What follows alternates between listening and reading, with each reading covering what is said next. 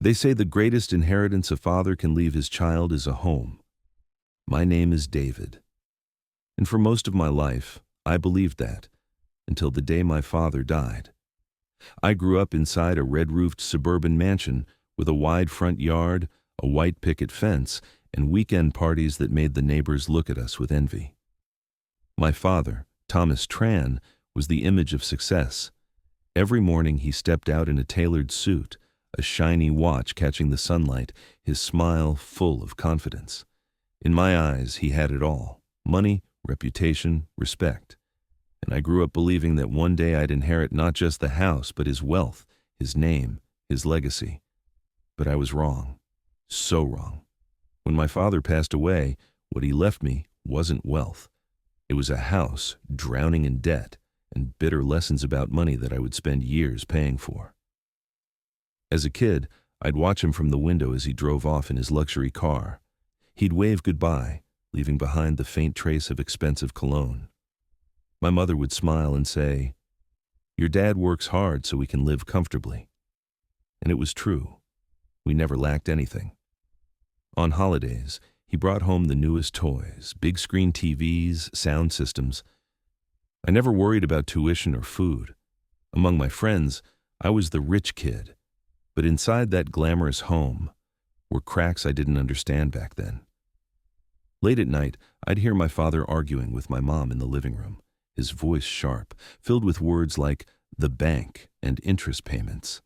Some months, my mother whispered, "Let's not buy anything new. Wait until your dad fixes the finances." And my father's eyes, every time he signed a stack of papers, heavy, burdened, I was too young to see it. I only saw the shine on the surface. The shock came when I was 25.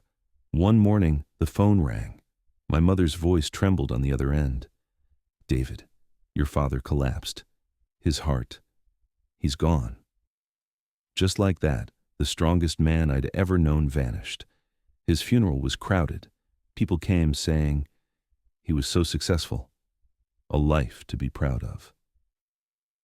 I stood beside his casket, tears running down my face, torn between grief and pride. I thought, at least he left me this house. At least he left me a legacy. But reality came knocking a few days later. Right after the funeral, an envelope arrived from the bank. I opened it, still drowning in grief. And the words hit like a knife. Overdue debt notice, collateral, residential property at... My chest tightened. The house? Collateral? I called our family lawyer. He arrived with a thick folder, his voice heavy. "David, your father took out multiple loans. He used the house as collateral. The outstanding debt is over $350,000. I froze. The world tilted beneath me.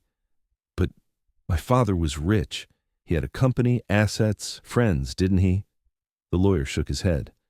The company had been losing money for years. He borrowed to cover the losses. What you saw was just a facade. I buried my face in my hands. For the first time in my life, I felt real fear. The bank didn't wait for me to grieve. Notices, phone calls, warnings of foreclosure, each colder than the last, flooded in. My mother was crushed. She walked through the house, once our pride, now a prison of debt. "I never knew David. He never told me," she whispered, breaking down at the kitchen table. I searched every drawer, every safe, every cabinet, and the truth spilled out, loan after loan, bigger each time. He always believed the next deal will fix everything. But the last deal never came. At 25, I had become an heir, but not to wealth, to debt.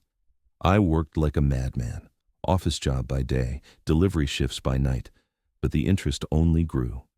The house I grew up in, the symbol of success, was moments away from foreclosure. Friends disappeared. The same people who envied the rich kid now avoided my calls. All I had left were the debt collectors. One night, I found my mother in the kitchen, her hands covering her face as she sobbed. I wanted to scream at my father, "Why? Why would you leave this burden to us?" But he was gone. Then I found it. His old notebook, buried in a drawer. Inside were scribbled business plans, calculations, interest rates. And at the very last page, a single messy line. If you're reading this, I'm sorry. I wanted to leave you wealth, but all I've left is a lesson. Never let silence about money destroy your family. I read it over and over, tears blurring the words. He hadn't meant to hurt us. He just didn't know how to manage money. He spent his life chasing the illusion of wealth while ignoring the truth of financial responsibility. And the price? I was paying for it now.